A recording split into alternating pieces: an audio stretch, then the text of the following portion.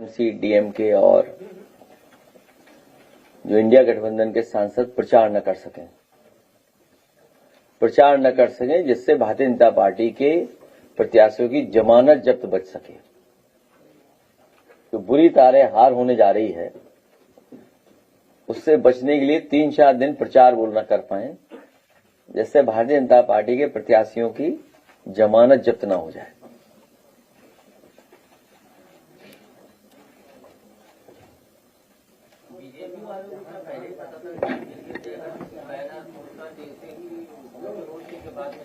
वो आधी अधूरी तैयारी के साथ जब आए हैं तो उनको खुद संख्या पता थी, और नोटिफिकेशन होने के बाद तो आपको और भी एहसास हो गया होगा।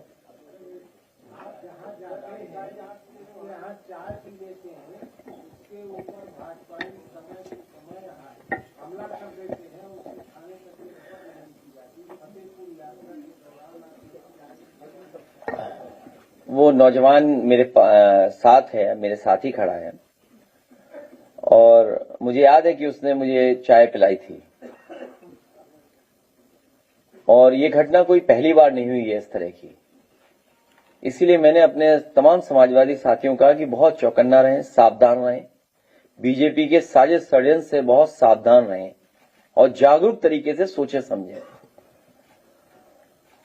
और वो अपनी बीती बात तो बताएगा, लेकिन भारतीय जनता पार्टी के वहां के नेता ने एक मुस्लिम समुदाय के नेता को आगे कर के इसके ऊपर पिटाई करवाई, मार पिटाई कराई, जिससे केस बन सके, डरा सके, धमका सके। पीछे बीजेपी है, करवा किससे रही है, हो किस पे रहा है। और ऐसी घटना मैंने आप लोगों के सामने याद की, जब राष्ट्रपति जी का वोट डालने जा रहे थे हम लोग, तालेग्राम की घटना याद दिलाई थी प्रेस के सामने कि तालेग्राम में भारतीय जनता पार्टी के नेताओं ने हिंदू मंदिर में एक मुस्लिम समुदाय के व्यक्ति को लेकर के मांस फेंकवाया था। जब उस मांस फेंकने के लिए मना किया उस मुस्लिम समुदाय के नौजवान ने, तो भारतीय जनता पार्टी के नेताओं ने कहा कि हम आपके साथ चलेंगे, आप चलो और मांस फेंक करके आओ। जब सच्चाई का खुलासा हुआ तो 18 भारतीय जनता पार्टी के लोग जेल रहे 1 साल। और लखनऊ यूनिवर्सिटी की भी घटना आपको याद होगी, उसमें साजिश षड्यंत्र कौन कर रहा था। हमें उम्मीद है कि चाय वाले हमारे नौजवान को, समाजवादी चाय वाले नौजवान को न्याय मिलेगा, और जिन्होंने इसकी घटना की है उनके खिलाफ कड़ी कार्रवाई होगी, और जिसके पीछे लोग हैं उन पे भी कार्रवाई हो। और यूं तो आरोप क्या लगाया कि एल्युमिनियम के बर्तन में क्यों चाय बनाते हो आप, इसलिए दुकान सीज कर दी। बताइए आप, दुकान इसलिए सीज कर दी कि आप एल्युमिनियम के बर्तन में चाय बना रहे हैं, जिनके मुखिया को डीओ की डेफिनेशन, सीओडी की डेफिनेशन, बीओडी की डेफिनेशन, टीओडी की डेफिनेशन और पर्यावरण पैरामीटर्स को न समझते हो, उनके अधिकारी सोचो चमचागिरी के लिए क्या कर रहे हैं। क्या कह रहे हैं कि एल्युमिनियम कंटेंट चाय में चला जाएगा। अरे हम और आप लोग तो सुबह ही सुबह एल्युमिनियम उठा लेते हैं लोटा। गांव में देखो, और किस दुकान में एल्युमिनियम की नहीं चाय, बर्तन में चाय बनती है, पूरे लखनऊ बनती है और घरों में बनती है। और हमारा घर चेक करोगे, कोई अगर चेक करना चाहे, जो योगी जी का बहुत खासम खास व्यक्ति हो, अजय सिंह बिष्ट जी का, माफ करना, मुख्यमंत्री अजय सिंह बिष्ट जी का कोई खासम खास यहां बैठा हो, अगर उसे लगता हो कि एल्युमिनियम का बर्तन हमारे यहां नहीं है, तो हम उसे चाहेंगे कि अभी चल दे मेरे संग, उसे मैं एल्युमिनियम के बर्तन दूंगा। तो इसका हमारा घर भी सीज कर देंगे लोग कि बताओ एल्युमिनियम की चाय पी रहे हो आप, और बताओ नाली में पाइप डाल के चाय पिला रहे थे सबको। बताओ नाली ज्यादा पॉल्यूटेड है कि एल्युमिनियम का साफ बर्तन। इन्हें कौन समझाए, इनको, इन खुफिया लोगों को, संगी साथियों लोगों को, पुरातत्व पंथियों को। रूढ़िवादियों को पब्लिक ही समझाएगी सत्ता तो सोचिए आप, पहले जो उस पे बीता है चाय वाले पर, ये समाजवादी चाय वाला है, इसकी चाय अच्छी है, भाजपाइयों की चाय बेकार है, कड़वी है, उनका दूध घटिया है। मैं अपने नौजवान से कहूंगा कि आए और अपनी बात बताए कि उसके साथ क्या क्या हुआ है। यहाँ आ जाओ बेटा, इधर आ जाओ बेटा, इधर। अरे छोड़ो, अभी रुक जाओ, पहले से बात हो हम लोग।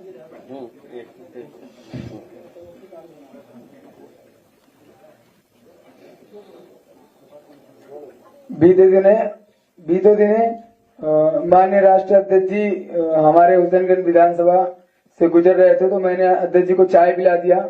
उसके बाद से बराबर हमारे ऊपर कार्रवाई की जा रही, कभी हमारे ऊपर मारपीट करवाई जा रही, तो कभी हमारे फोर्ड इंस्पेक्टर आके हमारी दुकान सीज कर रहे हैं, तो कभी चाय का सैंपल ले रहे हैं, और कभी ये बोल रहे हैं कि आप एल्युमिनियम के बर्तन में चाय बनाते हो, ये अलाउ नहीं है।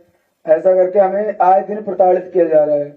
और अभी 2-3 दिन पहले की घटना है, जो कि कुछ लोग आकर डायरेक्ट हमला करने लगे, हम पे मारने लगे, और राष्ट्रीय अध्यक्ष जी का नाम लिए कि आप उनको चाय पिलाए हो, नेता बनते हो, तुमको चाय की दुकान नहीं रखने देंगे। मारपीट किया। उसके बाद हमने कंप्लेन की, अभी तक कुछ भी नहीं हुआ। कंप्लेन में 2 धाराएं भी हटा दी गई, जो धाराएं लगी थी वो धाराएं भी हटा दी गई, और जान से मारने की धमकी है हमको कि आपको जान से मारा जाएगा। 8 नहीं 10 साल बाद जिनके द्वारा यह घटना हुई है, उन्होंने कुछ साल पहले एक पुलिस वाले थे, उनको भी चौराहे पे मारा था। तो उन्होंने कहा कि तुम पुलिस से बढ़ के नहीं हो, तुमको भी मारेंगे, अगर तुम कहीं भी मिल गए गोली मारेंगे, या कार के सामने आ गए तो चढ़ा देंगे। अपना नाम तो बता दो। मेरा नाम आर्यन यादव है। कब जाओगे चाय पीने?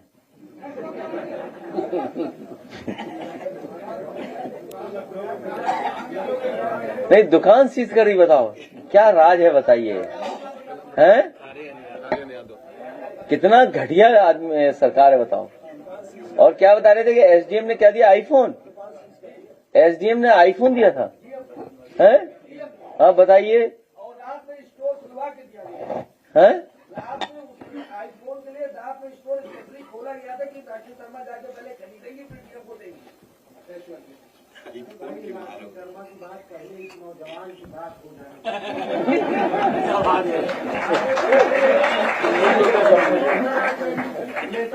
बताओ हमला करवाया कौन सा नेता है? नाम बताओ उसका।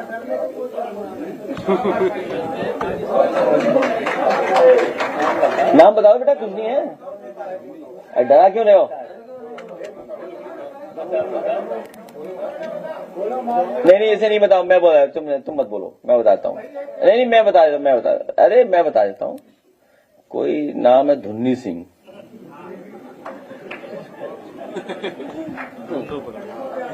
है? कछुआ का व्यापार था। हाँ, वो गंगा का किनारा है ना, और शराब का भी काम हुआ है, नाव से ढोई जाती हैं।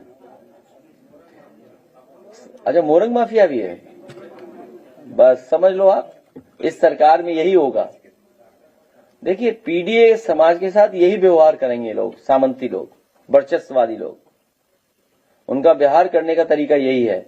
और जब उन्होंने पूजनीय शंकराचार्य जी को नहीं छोड़ा, सोचिए उनके साथ क्या व्यवहार किया था इसी तरह के वर्चस्ववादी लोगों ने। और इन सबको ताकत कौन देख रहा है? सरकार दे रही, सरकार।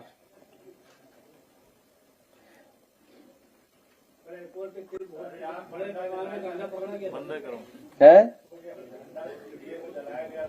नहीं, मैंने तो कहा ना कि रंग से भावना जुड़ी होती है, और लाल रंग हमारे बहुत सारे देवी देवताएं, भगवान से जुड़ा रंग है। हनुमान जी का रंग लाल है। लाल से हम उन्हें सम्मानित करते हैं, और उनके मंदिरों में जब लगाते हैं शिखर पर लाल झंडा लगाते हैं। देवियां लाल चुनरी पहनती हैं।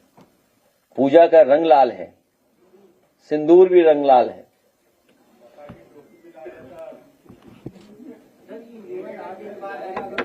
घटना हो जाती है, इसके साथ पार्टी की तरफ से बात की गई है, क्योंकि जिस तरह से डर दिख रहा है सामने। नहीं, डर इसलिए है कि वो बहुत कमजोर और गरीब नौजवान है, जो अपना जीवन यापन चाय बनाकर के कर रहा है। सोचिए उसकी क्या स्थिति है, क्या कोई वो, और नौकरी तो सरकार नहीं दे रही है ना, वो अपना रोजगार कर रहा है, अपनी मेहनत से कर रहा है और अपने पिताजी के दुकान को आगे बढ़ा रहा है और बहुत टैलेंटेड नौजवान है, ऐसा नहीं है, हैं?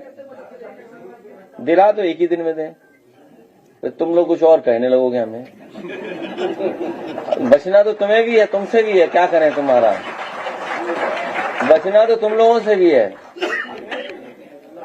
हैं? अब इसको भी वो अलग तरीके से चलाएंगे क्योंकि मीडिया बिका हुआ है, करे क्या है? अरे बहुत जल्दी बिकते हैं, बहुत जल्दी बिकते हैं, और कैसे बिकते हैं हम और आप सब जानते हैं, हैं? देखिए विकास नगर में जो आग लगी है वो भाजपाइयों ने आग लगवाई है, न केवल लखनऊ में विकास नगर में भाजपा ने लगवाई है, इंदिरा नगर में जो वहां पर है गाजियाबाद में, वहां भाजपाइयों ने लगवाई है, इंदापुरम में, और मैं आपसे कह रहा हूं लखनऊ के सब तालाबों पर फ्लैट जमीन कब्जा भाजपाइयों ने की है, भाजपाई कर रहे हैं, भाजपाई। ये व्यवहार देखिए, सरकार का ये व्यवहार नहीं होना चाहिए जो इस नौजवान के साथ व्यवहार हुआ है, इसकी दुकान के साथ हुआ है। सर वहाँ के पुनर्वसन के लिए क्या आप लोग की पहल है सपा की खास? हम लोग चाय पियेंगे। विकास नगर की बात अच्छा, विकास नगर की बात कर रहे हो। वहाँ के पुनर्वसन, मैं उन सब लोगों से, गरीबों से कहूंगा समाजवादियों को सरकार बनाओ, आपको न्याय मिलेगा, आपका सम्मान होगा।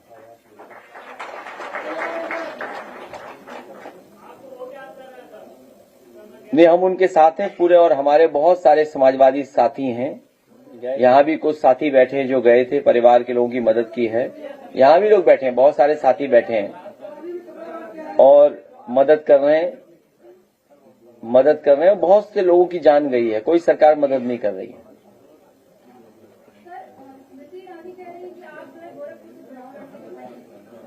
मैं अपने कन्नौज का नाम बदल दूंगा, गोरखपुर कर दूंगा।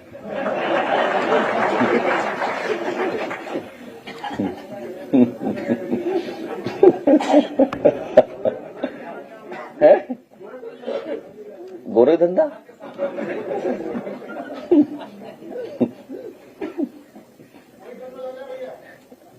नहीं, क्यों, नाम बदल देंगे, नाम बदल देंगे, नाम। कहाँ पर? इधर टेंशन बढ़ गई होगी ना थोड़ी, तो डिमांड बढ़ गई होगी जी।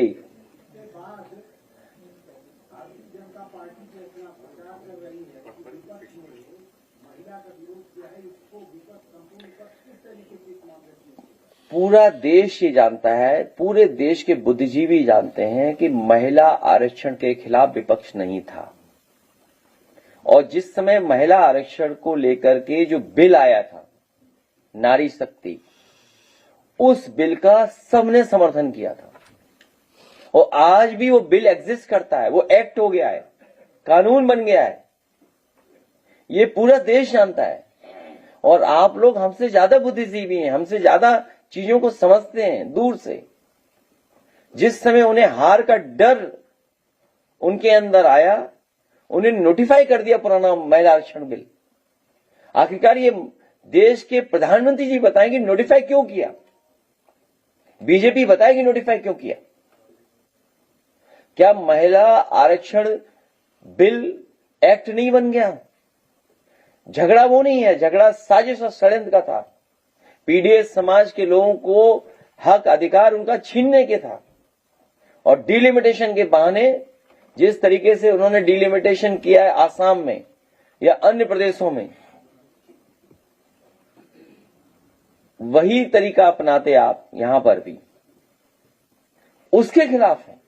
महिला आरक्षण तो आज भी एग्जिस्ट करता है, और महिला आरक्षण तो बिल पास हो चुका है। अरे यार, संबोधन सुनते हो कि इधर उधर सुनते हो तुम? हमें तो संबोधन में लगा कि कोई महिला प्रधानमंत्री का नाम आने वाला है, अगला प्रधानमंत्री कोई महिला बनेगा बीजेपी से।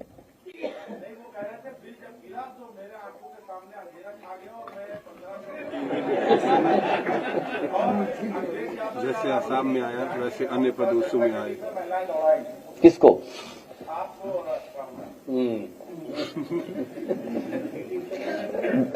भाजपा की बातों में मत आओ। महिला से बात करने वाले लोग जो है राज्यपाल को बुलाते हैं यूपी में और चुनाव लड़ते हैं, दूसरे राज्य में स्वतंत्र प्रभाव बना देते हैं, तो ये कैसे मानव आगे बढ़ा सकते हैं? मैं समझ नहीं पाया। वर्तमान सरकार महिला आरक्षण की बात करती है, महिला बाल बढ़ाने की बात कर रही है। यही सरकार एक राज्यपाल को चुनाव लाती है यूपी से और राज्य मंत्री स्वतंत्र प्रभाव बनाती है, करने मंत्री का दर्जा तो नहीं देती है। ऐसे महिला उत्थान कैसे कर पाएंगे? इससे बड़ा तुम्हें घटनाक्रम नहीं दिखाई देता? देश के जिन्हें प्रधानमंत्री बनना था, देश के